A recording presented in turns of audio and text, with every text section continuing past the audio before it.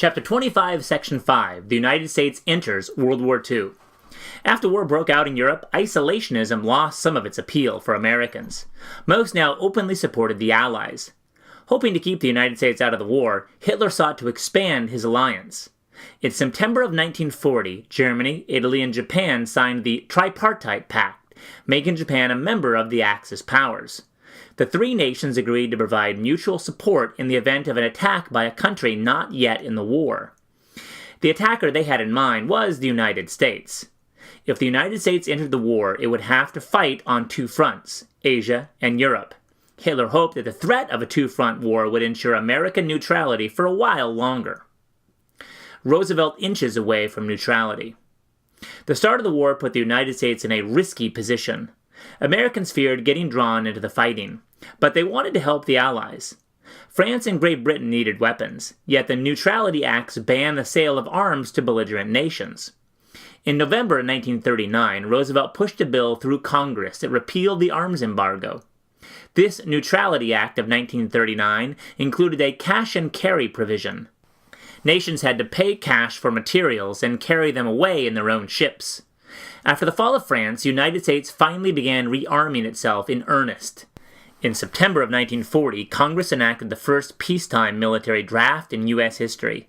A month later, the Selective Training and Service Act had enrolled 16 million men. Yet during the 1940 election campaign, Roosevelt assured Americans, "Your boys are not going to be sent in any foreign wars." In November, he won an unprecedented third term as president. In December 1940, the Battle of Britain was raging. Churchill declared that his country was nearly bankrupt. Roosevelt was determined to provide Britain in all aid short of war, and urged Congress to adopt a plan to lend, not sell, arms to Britain.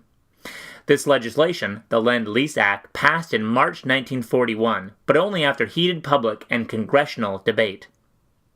In June 1941, Hitler broke the non-aggression pact by attacking the Soviet Union. Great Britain announced its support for the USSR, and the United States began sending supplies to the besieged country under the Lend-Lease Act. In August, Churchill and Roosevelt met in secret aboard a warship in Canadian waters of the North Atlantic. There they prepared a declaration of common principles known as the Atlantic Charter. They promised not to use the war to expand their own territory, and they asserted the right of all peoples to self-government. 3 months later, Congress voted to allow American merchant ships to arm themselves and sail to Britain. Japan attacks United States. From 1940 to 1941, Japan continued seeking raw materials through conquest. It occupied French Indochina, in Southeast Asia, and set its sights on the Dutch East Indies. Its goal was to push Western powers out and establish a new order in East Asia, with Japan at the center. The United States tried to undercut Japan's aggression in several ways. It sent loans and other aid to Japan's enemy, China, and froze Japanese assets in American banks. It also blocked the export of vital resources, including oil, to Japan. Relations between the two nations steadily worsened. By 1941, American intelligence officers had managed to intercept and decode secret messages from Japan to its foreign offices. Late in the year, officers learned of a coming attack on American territory in the Pacific Ocean. They thought the attack might target an American base in the Philippines. Instead, it was aimed at Pearl Harbor, Hawaii, the home of the U.S. Pacific Fleet. On December 7, 1941, Japanese aircraft carriers approached Hawaii. From the carriers, more than 300 bombers and fighter planes launched the attack on Pearl Harbor. In a little more than 2 hours, the Japanese sank or damaged 18 American ships. At nearby airfields, Japanese warplanes damaged or destroyed about 300 military aircraft. In all, the raid left more than 2,400 Americans dead and nearly 1,200 wounded.